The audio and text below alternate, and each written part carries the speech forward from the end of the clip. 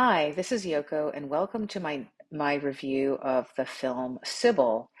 This one is the one done by Sally Field and Joanne Woodward in 1976.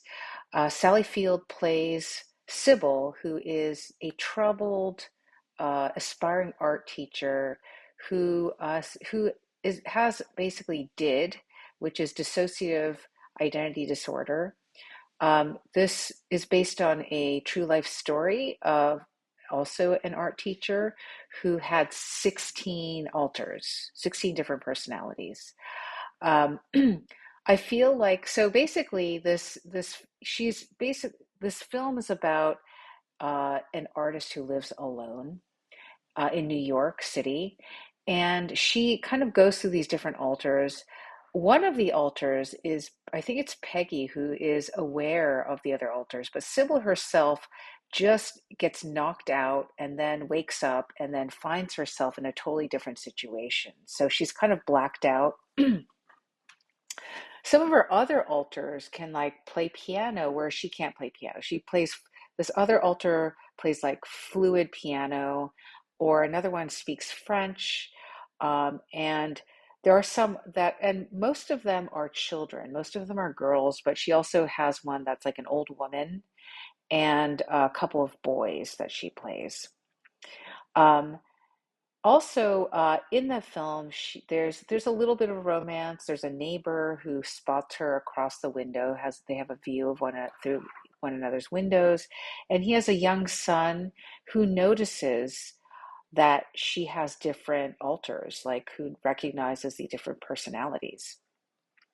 Um, she does meet Dr. Wilbur through the broken glass, through the altar that has broken the glass, and she's getting patched up when Dr. Wilbur notices that she has some kind of issues where she blacks out and she's not aware, and that life is getting more difficult for her. So she offers her services to her, and Sybil, she's like, she's still a dependent. She's not earning an independent income, so she relies on her father to cover her cost of living, and she asks for his permission to cover the cost of having a psychiatrist. Her father, who is remarried and this older gentleman, however, is deeply religious and really is against having any psychiatrist. Um, and however, ironically, years ago, he did have it's uncovered later on in the film as Dr. Wilbur is giving hypnosis. Under hypnosis, Sybil kind of uncovers years and years of abuse. I mean, she looks like in this like her memory, she looks like she's like 5 or 7 years old, really young child that is being abused by her mother, a mother who is sadistic, but also who has been diagnosed with schizophrenia and paranoid schizophrenia, and who derives pleasure in bringing pain to her own child, who might at one minute offer ice cream and with kind of a sickly sweetness, but she has kind of a smirk on her face, and at the next moment, like pushes her down the stairs. That sort of sadistic level. Um, and the question is, do you believe the film actually accurately portrays the character's mental illness or not? And I would say when I look at the classical definition of dissociative identity disorder, she really does meet all of the classic symptoms. She has two or more distinct personality states, um, and is kind of possessed, and her identity gets disrupted, and there's a discontinued sense of self and a sense of agency. Her affect and behavior changes, her consciousness and memory and perception changes, and there's a recurrent gap in her recall of everyday events. She kind of blacks out, she wakes up and she's in a total different scenario, and it affects, like, she is substitute teaching at the time, like an art class, and there's one moment where she's like leading the kids, and walking through and playing with them in the park, in Central Park. And then there's a next moment that she finds herself standing in a fountain outside of the park, and the kids are laughing around her. So she's totally not remembering it. And it's basically disrupting her everyday functioning, her occupational functioning. It's very clear, and she's very distressed. And basically, I would definitely recommend this film to other people.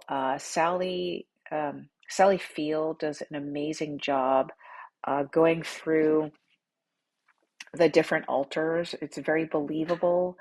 And she's also, you can see she's going through one persona to the next, which is a pretty amazing feat of acting. And Joanne Woodward is really great as a very sympathetic, loving therapist. Kind of I'm not sure if she's overstepping her boundaries of therapy, but she's almost like a mother figure to Sybil's alters, who are basically played by child actors. Like when she does do the hypnosis and she looks in the mirror, there's a child actor on the other side who is personifying these different alters. And there's a real haunting aspect to the film because it's so analog. Uh, and they do go into her kind of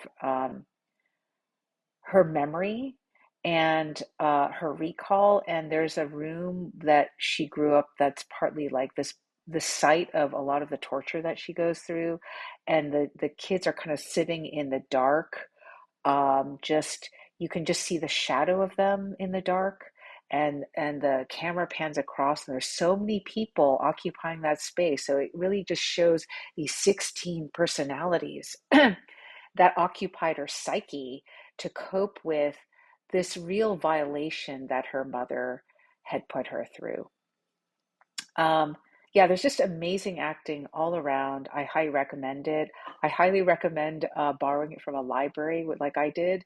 And it's basically a made for TV film. So there are different episodes. So it's kind of a longer type of film. It's about 3+ hours, but it's really worth viewing.